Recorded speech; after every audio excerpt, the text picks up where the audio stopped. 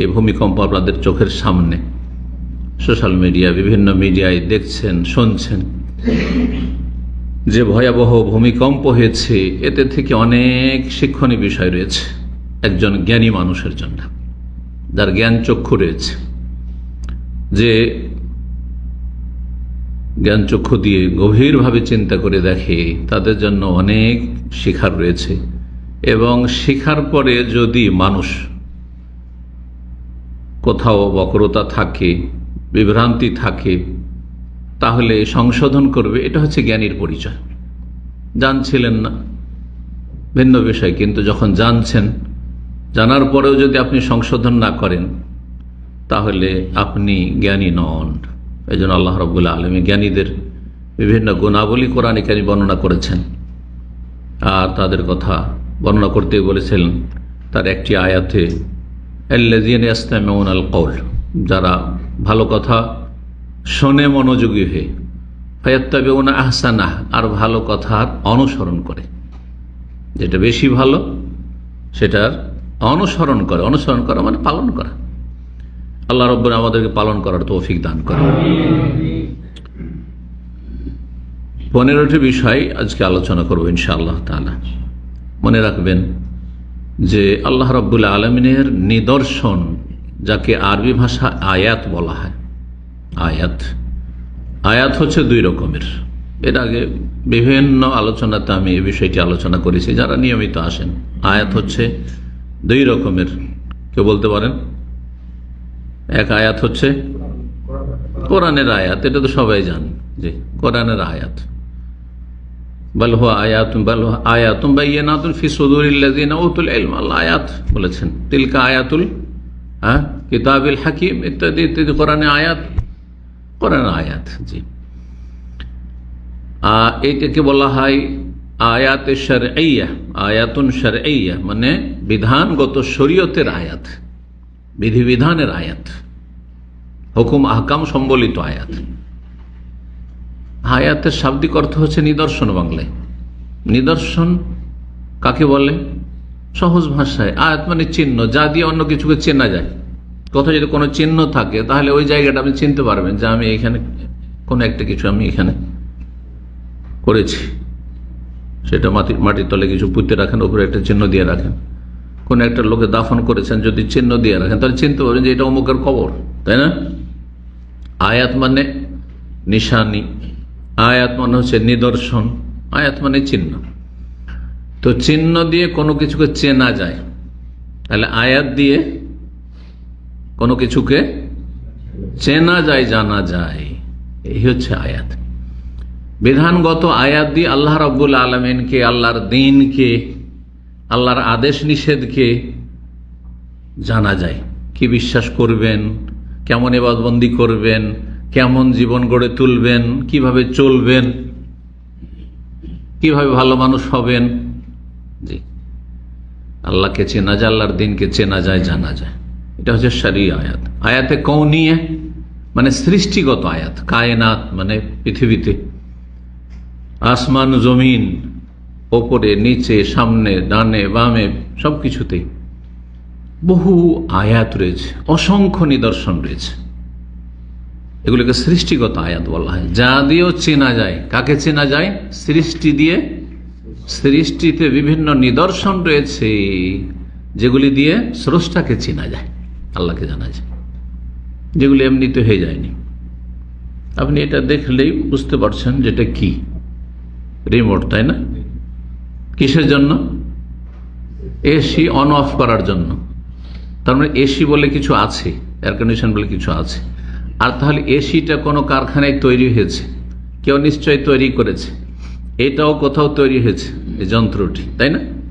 কেউ নিশ্চয়ই তৈরি করেছে। কেউ বলবেন না যে প্রাকৃতিকভাবে এখানে চলে এসছে, ন্যাচারাল, তাই না? বলবে। কিন্তু মানুষ সম্পর্কে, মানুষের সৃষ্টিকর্তা নেই, মানুষকে কেউ বানায়নি, প্রাকৃতিকভাবে তৈরি হয়ে গেছে।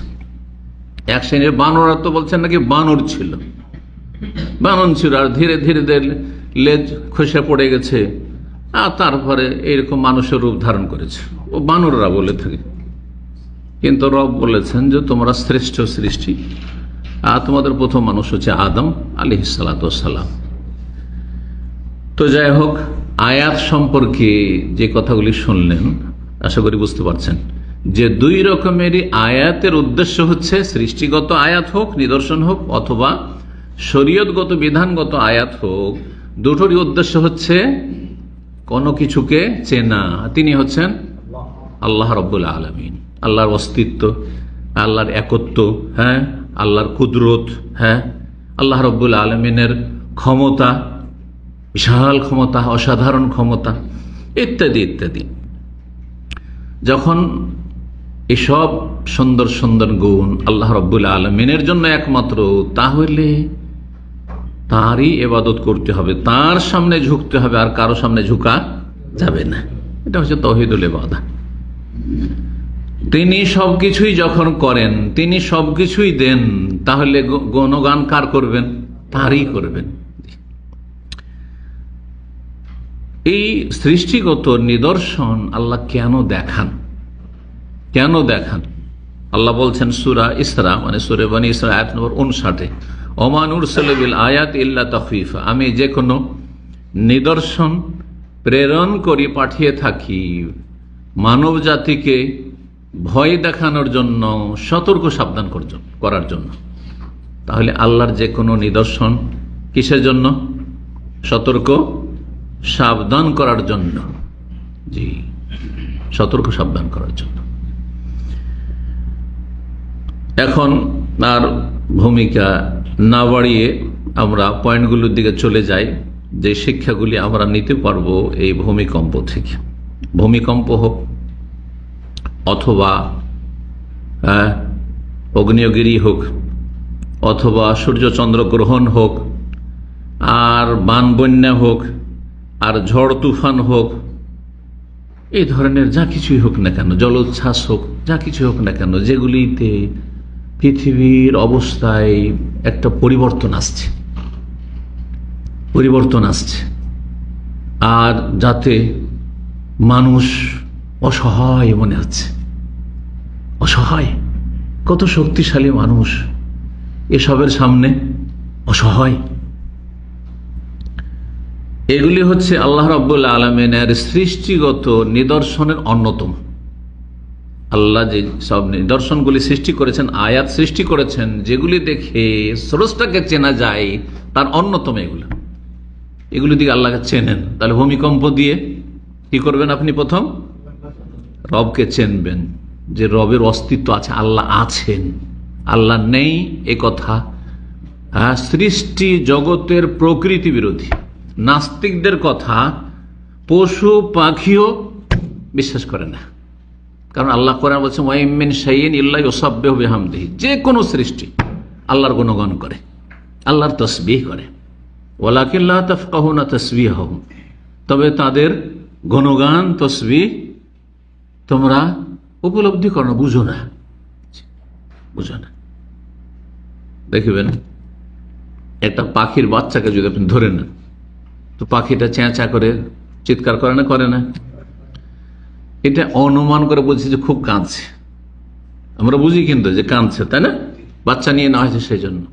এটা দেখে বাহ্যিক অনুমান, তাহলে এখান থেকে বোঝা যায় যে তাদেরও ভাষা আছে, সেটা আওয়াজ করে হোক অথবা যে কোনো ভাবে হোক না কেন, কিন্তু আমরা সেগুলো উপলব্ধি করি না। এই জন্য গাছপালা আল্লাহর জিকির আজকার করছে, কিন্তু তাদের ভাষা আমরা বুঝি না। সায়েন্স আজকে বলছে গাছের প্রাণ আছে, এতটুকু বলেছে, কিন্তু গাছে যে জিকির আজকার করে 1400 বছর আগে আল্লাহ বলে দিয়েছে যে সবকিছু আল্লাহর অনুগত, আল্লাহকে ডাকে। আল্লাহ রাব্বুল আলামিনের অস্তিত্ব প্রমাণ করে, আল্লাহর একত্ব প্রমাণ করে যে আল্লাহ এক। আল্লাহর শরীক যদি গৌস কুতুব জিলানি চিস্তি থাকতো, দুর্গা দরগা থাকতো, তাহলে এরা সামলে নিত।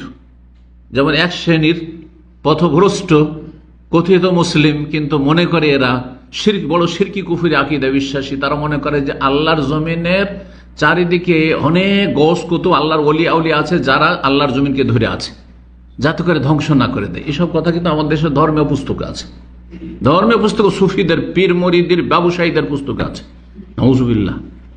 এগুলো নাস্তিকদের কিতাবে নেই, এগুলো যাদেরকে ধার্মিক হুজুর মনে করছেন, যাদেরকে মনে করছে এরা পীর ওলি আউলিয়া, এরা শিরক কুফরির ধর্ম শিখিয়েছে আপনাদেরকে, তাদের কিতাব আছে যে এরা ধরে সামলে নেই, আল্লাহ ধ্বংস করতে চাইলে ধ্বংস করতে দেয় না, নাউজুবিল্লাহ। জি, তাহলে কোথায় আসুক ওই সব পীরেরা, এসে রক্ষা করুক।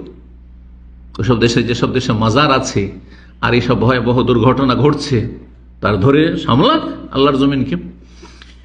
তো আল্লাহর একত্ব প্রমাণ করে, আল্লাহর প্রভুত্ব প্রমাণ করে, আল্লাহর মহান বিশাল কুদরত ক্ষমতা প্রমাণ করে, আল্লাহ রাব্বুল আলামিন যে পূর্ণ নিয়ন্ত্রণ রাখে, তার এই নিয়ন্ত্রণে কোনো শরীক নেই, অংশীদার নেই, পার্টনার নেই, একথা প্রমাণ করে। যখন এই সমস্ত ক্ষমতার মালিক, একক মালিক আল্লাহ রাব্বুল আলামিন, সুতরাং সৃষ্টির, বান্দার আর যাকে আল্লাহ বিশেষ করে তার ইবাদতের জন্য সৃষ্টি করেছেন, মানুষ এবং জিন, কার ইবাদত করবে? তার ইবাদত করবে, যেহেতু তার কোনো শরীক নেই, তার কোনো কিছুতে শরীক নেই কেউ, তিনি মাবুদ, আর সব হচ্ছে ইবাদ, বান্দা। আল্লাহ রাব্বুল আলামিনের এই নিদর্শনের কথা কোরআনের অনেক আয়াত রয়েছে। ইন্না ফি খালকিস সামাওয়াতি ওয়াল আরদ ওয়া ইখতিলাফিল লাইলি ওয়ান নাহারি লাআয়াতিল লিউলিল আলবাব। ছোট্ট আয়াত পড়লাম, বড় আয়াত সূরা বাকারাতে রয়েছে। আল্লাহর অনেক সৃষ্টিকে সেখানে ইন্না ফি খালকিস সামাওয়াতি ওয়াল আরদ ওয়া ইখতিলাফিল লাইলি ওয়ান নাহারি ওয়াল ফুলকিল্লাতী তাজরি ফিল বাহরি বিমা ইয়ানফা। বিশাল বিশাল জাহাজ আর ফেরি কত ভারী হয়ে রয়েছে, আর তারপর কত মাল সামান বোঝাই করে দিচ্ছেন, হ্যাঁ, কত কন্টেনার বোঝাই করে দিচ্ছেন, আর সব সাগরে ভাসতে আছে। এতে নিদর্শন নেই আল্লাহকে চেনার? অবশ্যই উপায় আছে, কিন্তু আপনি চেষ্টা করছেন কিনা এটা দেখুন। নিশ্চয়ই আসমান এবং জমিনের সৃষ্টিতে ওয়াখতিলাফিল লাইলি ওয়ান নাহার, দিন এবং রাতের আবর্তন বিবর্তন, এই যে পরিবর্তন, আবহাওয়ার পরিবর্তন, হঠাৎ শীত, হঠাৎ গরম, গরমে থাকতে পারছেন না, ঠান্ডায় থাকতে পারছেন না, হ্যাঁ, আল্লাহর জমিন স্থির আছে আছে, হঠাৎ করে অস্থির, সুবহানাল্লাহ। আপনার বসবাস, বেঁচে থাকা কঠিন হয়ে পড়েছে, সুবহানাল্লাহ। এগুলি হচ্ছে আবর্তন বিবর্তন। আয়াত, বহু শিক্ষণীয় বিষয় রয়েছে, বহু নিদর্শন রয়েছে। আল্লাহ বলছেন এগুলি হচ্ছে আয়াত, সৃষ্টিগত আয়াত, নিদর্শন রয়েছে। কার জন্য?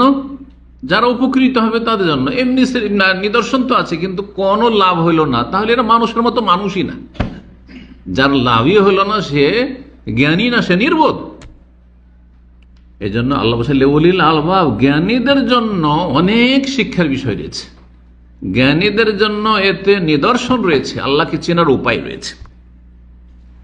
সূরা আলে ইমরান আয়াত 190, সূরা ফুসসিলাত, যার অপর নাম সূরা হামিম সাজদা, আয়াত নম্বর 53 আল্লাহ ইরশাদ করছেন সানুরিহিম আয়াতিনা ফিল আফাক, তাদেরকে নিশ্চয় আমি আমার আয়াত দেখাবো। কোন আয়াত দেখাবেন?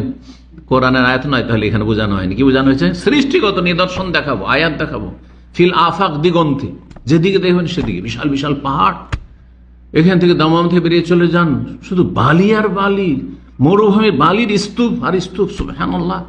হ্যাঁ, ডানে বামে কত রকমের দৃশ্য, এক এক দেশে গেলে এক এক রকমের দৃশ্য। কোথাও পাহাড়, পাথর ছাড়া কিছুই নেই। মক্কায় চলে যান, মদিনায় চলেন, পাথর ছাড়া কিছুই পাচ্ছেন না। কোথাও গেলে চাষাবাদ ছাড়া আর ফসলের জমি ছাড়া আর কোনো কিছু নেই, সুবহানাল্লাহ। কোথাও গেলে পানি ছাড়া আর স্থল খুঁজে পাওয়া যাচ্ছে না। সানুরিহিম আয়াতিনা ফিল আফাক, এই যে দিগন্তে, এই যে দিগন্তে আমি তাদেরকে বহু নিদর্শন, শিক্ষণীয় বিষয় শিখাবো, দেখাবো, দেখিয়ে দিলেন আল্লাহ রাব্বুল আলামিন ভূমিকম্প। এটি দিগন্তে দেখতে পাচ্ছেন। ওয়াফি আনফুসিহিম, এবং তাদের মধ্যে, সানুরিহিম আয়াতিন ফিল আফাক ওয়াফি আনফুসিহিম, তাদের মধ্যেও, মাথাতে পা পর্যন্ত দেখেন, একটু গভীরভাবে দেখেন, সুবহানাল্লাহ।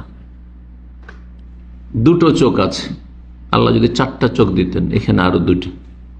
এমন একটা মানুষ যদি আপনার সামনে আসে যার 3টা চোখ আছে বা 4টা আছে, দেখতে ভালো লাগবে? দুটোতেই ভালো লাগছে।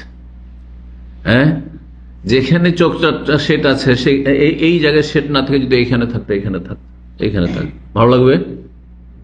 আল্লাহু আকবার। কিভাবে আল্লাহ রাব্বুল আলামিন সেট করেছেন। জি।